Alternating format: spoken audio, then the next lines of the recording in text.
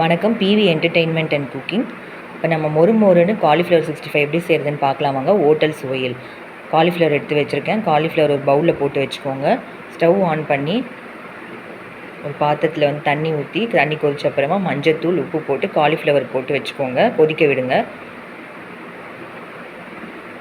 First cauliflower வாங்கினா இந்த மாதிரி நம்ம பண்ணிக்கணும். 65 இருந்தாலும் ஒரு கிரேவி செஞ்சாலும் ஃபஸ்ட்டு நீங்கள் இந்த ப்ராசஸ் பண்ணிடுங்க. இப்போ வந்து தண்ணியில் அலசிக்கோங்க. அலசிட்டு வடிகட்டிக்கோங்க. ஃபில்டர் பண்ணிவிட்டு ஃபில்டர் நல்லா பண்ணும். தண்ணியே இருக்கக்கூடாது. தண்ணி இல்லாமல் இருந்தால் தான் மசாலா நம்ம போடுறப்ப போட்டோம்.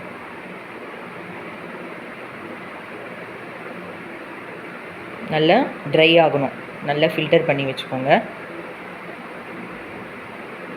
ஒரு கிரேவி செஞ்சாலோ இது செஞ்சாலோ இது ஃபஸ்ட்டு நீங்கள் செய்யணும். காலிஃப்ளவர் வந்து ஒரு மஞ்சத்தூள் உப்பு போட்டு நீங்கள் கொதிக்க வைக்கணும். இப்போ ஒரு பாத்திரம் எடுத்து 2 ஸ்பூன் கார்ன்ஃப்ளவர் மாவு, கடலை மாவு போட்டுக்கோங்க 2 டேபிள் ஸ்பூன்.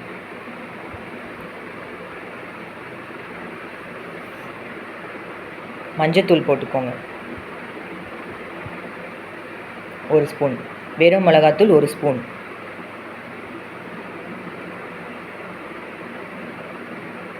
தனியாத்தூள் சிறிதளவு போட்டுக்கோங்க. கரம் மசாலா, இஞ்சி பூண்டு பேஸ்ட் போட்டுக்கோங்க.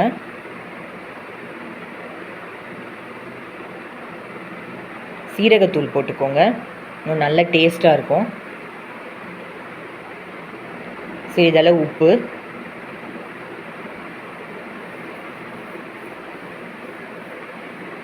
எண்ணெய் ஊற்றிக்கோங்க. போட்டு நல்லா பிசைஞ்சுக்கோங்க. கொஞ்சம் தேவைக்கேற்ற தண்ணி ஊற்றி கோட்டிங் ஆகிற மாதிரி பாருங்கள். கோட்டிங் ஆயிடுச்சு. கடாயில் எண்ணெய் ஊற்றி எண்ணெய் காஞ்ச உடனே காலிஃப்ளவரை பொரிச்சு எடுங்க. சூப்பராக வந்திருக்கு பாருங்கள்.